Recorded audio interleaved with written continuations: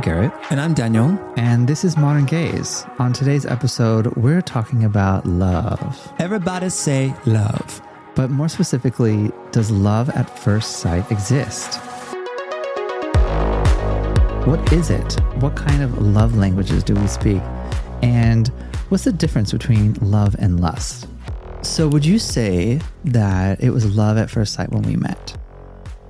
I would definitely say that there was love in the air. Did you feel tingles? I definitely felt, I wouldn't say tingles, but I would say excitement. Yeah. There was like there was like a buzz or energy in the air when I met you. Same. It was a lot of excitement. And I think that the love came quickly. Agree. I think after our first date or during our first date, after we had a couple of wines, it generated pretty quickly. Yeah, agree. We were vibing. Our conversation was really good. Without getting into the nitty gritties, our first date was probably like 4 or 5 hours. We went from one place to another place to another place. Does love at first sight have to be that instant? Does it have to be like the second you cross eyes? I think love at first sight doesn't have to exist right at the beginning. I think if you have that spark with someone where you're like, okay, I see you, I'm into you, and you have that initial chemical attraction. Yeah. Because I think love is important, but you have to be attracted to somebody. I remember going to a party and we took some Uber up into the hills. Okay. And it was this like gorgeous house with this amazing view of the city. But it was like this big gay party. Mm-hmm. And it was just like full of like 200 guys in this gorgeous mansion. Mm-hmm. And I have no idea whose house it is. It was a vibe. Mm-hmm. And the second I walk in, I actually do cross eyes with somebody in the kitchen. In the kitchen? In the kitchen. Well, the kitchen was the size of a house. Everybody's looking for the meat. Okay. Well, apparently, because I had like crossed eyes with this person. And I don't know, it was almost like that weird, is this love at first sight? And literally in slow motion, I think we like walked towards each other. In slow motion. In slow motion.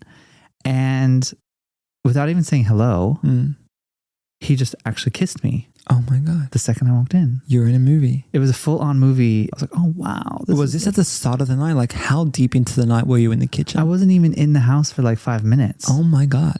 And my friends were like, what is happening? And I was like, I don't know what's happening. And then it was just literally in slow motion. I could see it was like an out of body experience. But you see, to me, that's not love. It wasn't love. That's not love. Exactly. Because I never heard from him again. 100%. He just wanted to kiss you. He found you attractive. He wanted more than that. And when it obviously didn't happen, he said bye. He said bye. Block, block, block. Yeah. We grow up to believe that love at first sight exists. I think we've grown up to watch movies and watch Disney shows like Cinderella and Snow White, where the Prince Charming will always come and save the day, or The Little Mermaid. And we watch all of these shows and it's a taught fantasy. It's a taught fantasy, yeah. And I think it's kind of a false fantasy, to be honest, real talk, because love takes time, love takes hard work, love takes patience, love takes so many things that it's not just oh, I love you, let's get married and elope in Italy. No. Within the first 5 minutes of meeting one another. It doesn't happen. Like your love consistently evolves. Like we've been together for nearly 7 years now, and I feel like our love grows deeper in like a different way every day. So you don't really believe in love at first sight? I don't know. I guess love at first sight for me is more of a internal like checklist that happens in your biology, where you're like your chemicals are like sparking in the right way, the oxytocin is flowing, like you feel good, you look good, you like the other person also feels good and looks good, you're on the same energy, you're on the same vibe, like you're in that kind of frame of mind. Agree. And then I don't know, just something could have just happened where it's like, oh, I can really see myself with this person for a long time without putting all that pressure. It's like, I think your brain is doing the flips. It's a subconscious like chain of reactions that happens. Absolutely. And let me clarify. I don't believe in love at first sight. No, but I do believe in an attraction at first sight, which can develop into love. Okay. I think within the gay space in particular, we go on this ride so quickly and we literally jump on this roller coaster blindfolded. I think every time we meet someone, we're like, he is the one, babe. Like, this is the one. And I feel like we constantly do that every single time because we're so excited. We're always searching to find the right guy. Sometimes you ignore red flags. Sometimes you don't express your needs and you kind of sacrifice for the other person just to please them. And especially in the early stages of dating. I think within most gay and queer relationships, you don't have the same traditional expectations put upon you. Like, my parents probably didn't think I would get married and have kids at some point. I definitely don't feel the pressure. And I think that's also a nice thing to have. That's actually a really good point you say, because when you are straight, it's kind of like, oh, you're going to get married and you're going to have a baby, and where's your boyfriend or where's your girlfriend? It's like always your grandmother or your parents or your aunties or your siblings always saying, why didn't you have a boyfriend yet? Like, or why didn't you have a partner? Yeah, but I feel like the second you come out and you say I'm gay or I'm queer or I'm bi or trans or whatever it might be, they give up on you. They give up. They're like, oh yeah, you just whatever. do your thing. You'll be single forever. You'll be right, darling. You know, and I think it's like, well, no, people want love. Like, everyone wants love. Everyone wants connection. Yeah. You know, whether you believe it or not, I think everybody deep down inside of them longs to have a lifelong friend or a lifelong soulmate to share their life with. Yeah. And it's so special. Like, I could never imagine doing life without you. Serious. Yeah. Like it's so nice. Like, you wake up in the morning, you're there, we have our pre-workout together and we go to the gym. Like, it's just it's nice to share that experience with you in life. Yeah. Well, not just the pre-workout, but I mean like throughout the entire day. As your workout partner. You're just my workout partner. That's it. So if love is love, what is love? It's a good question. I think love is a connection that people share together that is built over time and requires lots of work, lots of communication, lots of trust, and lots of good experiences together. What do you think it is? I don't know what love is by definition. I think that love feels more like a feeling. Trust. It feels more like a really undescribable embrace of your soul. It's like when you get that really good hug. Like someone who's a really good hugger, they just give you a really nice, warm embrace and it feels full of love. Yeah. That's love. I still remember that feeling that I got on our wedding day when we were standing up there and we had come down the aisle, and it was so emotional. We looked out into the crowd and there was so much love. Like, that was the indescribable feeling. We were all so vulnerable and we were so open and raw that the love just poured in, like even more. And then we cried a bunch, but it was such a beautiful day. Well, with love, I think once the initial attraction comes, and then develops into a long form attraction, you are left with love or not. Like, the love can start off like pretty strong. Could be like, oh, because I love how he talks, how he treats me. I love how he does the things that he does for his family. I love how you pay attention to my needs. Like, I think that there's all of these really specific actions or things, maybe love languages, that help define what love is and help you navigate on how to communicate what your need is the love you need. Correct. So speaking of what is love and tools to build a successful long-term relationship, there are love languages, right? There's like 5 love languages that are used to help describe and define what you need, what your partner needs, and also like kind of help you kind of what? How you speak to the other person, or what will make you happy and satisfied in love. So what are the 5 love languages? The 5 love languages are acts of service, physical touch, words of affirmation, quality time, and receiving gifts. We took a quiz. We did. To find out what our love languages are. All right. So my order at 29% was quality time, like big one. Which I can see. Spending quality time together. Yes. And words of affirmation. So hearing that you think I'm pretty cool. You're amazing, babe. Say the percentage. 26%. And then physical touch comes in third at 19%, followed by acts of service. So me cleaning up for you, doing the dishes, doing nice things, which is 19%.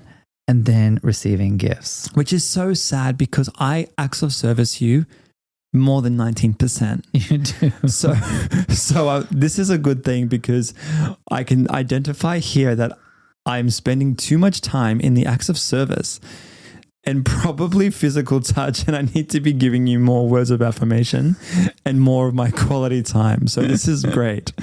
Can I share mine? So yeah, what are yours? All right. So mine coming in at number 1 was acts of service at 32%, quite high.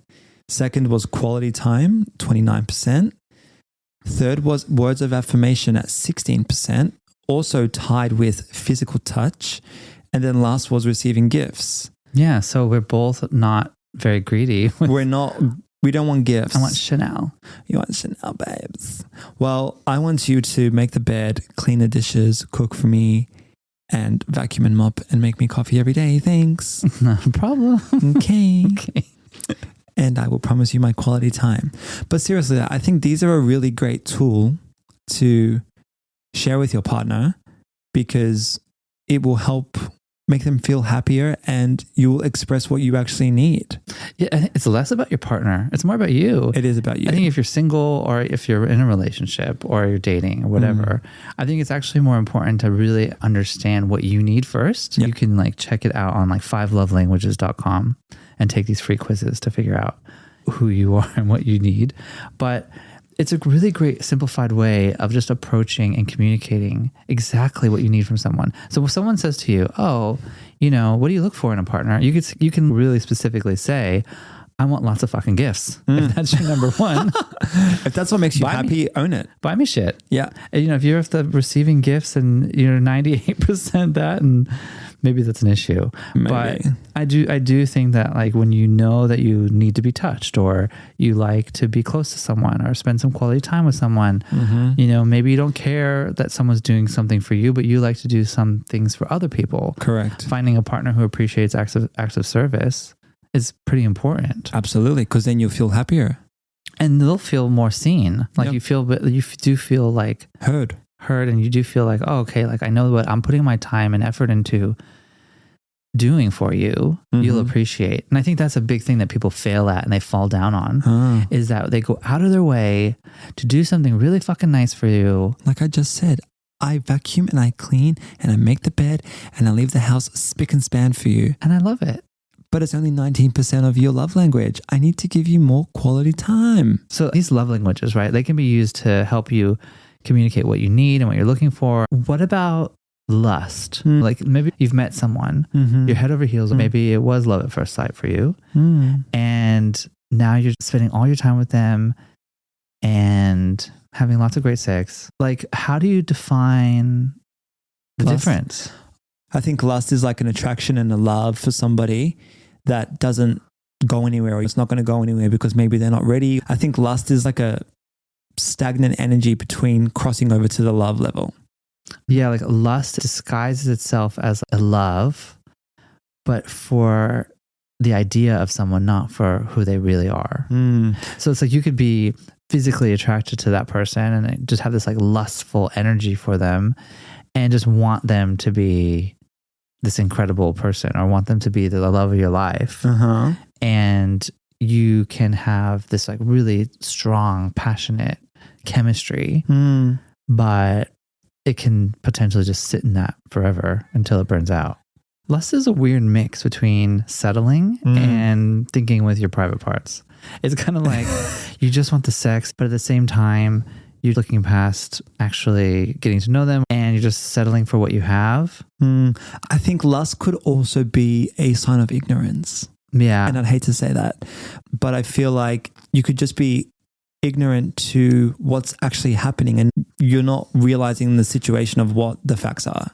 Right. Like you could be in this like lustful relationship and the other person is just using you as like a fuck buddy. A fuck buddy, or just to spend time with you when they're bored. Correct. When it's convenient for them. Yeah. But you're like, ooh, they like me. Yeah. I like you not. Well, what's the difference between sex and love and separating the two then? I think there are people out there that can separate sex and love, but I think the vast majority of people intertwine them together. Yeah, definitely I do. Because I think that being the Scorpio that I am, very loyal, I'm very focused on one person. Mm-hmm. And if we are intimate with one another and I love you, like those two things are very intertwined, you know? Absolutely. I think, yes, you are right. If I have so much love for someone like yourself, then I will intertwine the sex and the love. But if dating someone at an early stage and it's not love yet, I don't need to wait to fall in love to then have sex.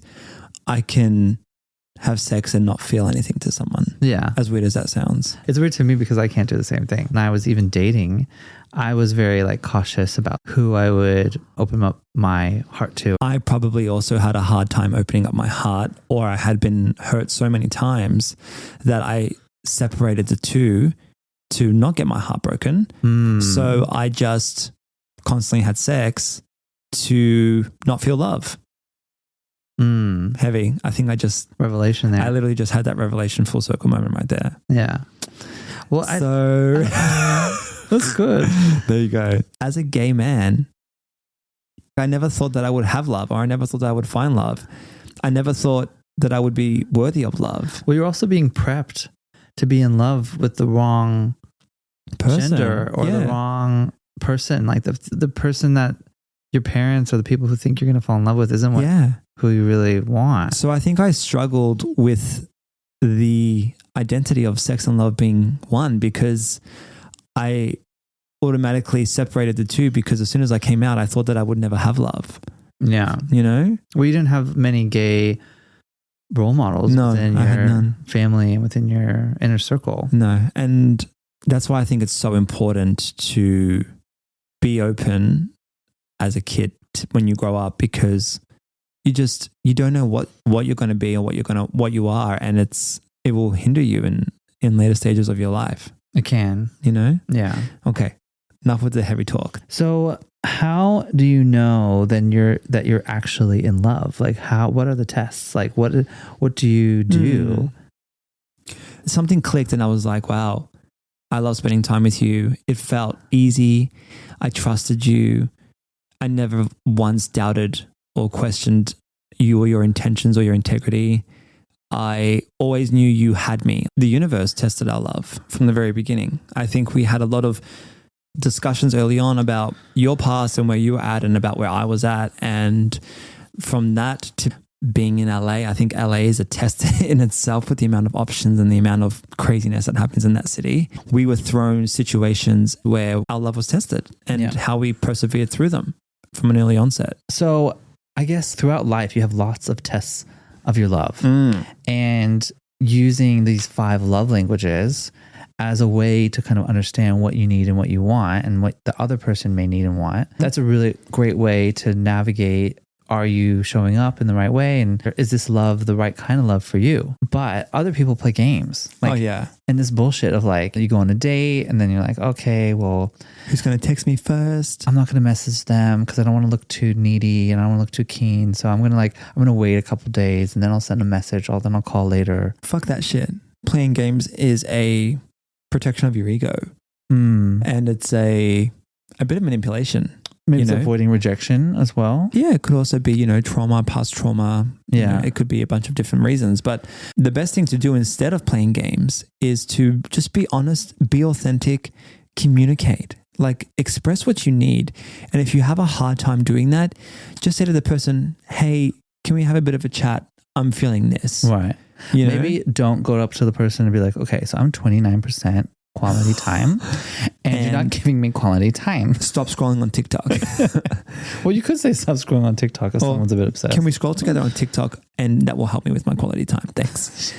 But I think, playing games is just not cool. And I think especially in the gay community, so many people play games. Like People even play games on Grindr. I remember when I was single and I was like living in LA, people would like leave you on red. They'd block you straight away. They'd like ask for face pics and then never send you pics back. And then they'll like text you back 5 days later. It's like, oh, sorry, I'm busy. It's like, no, you're not. You're just looking for other options. Yeah. It's like people play games in so many different ways with you. And it just like messes with your emotions. The greatest games of all are these reality television shows. Oh my God. Where they put all of these contestants on to find the love of their lives. Yes. And speaking of, we have been binging. And if you haven't watched it yet, I'd highly suggest it.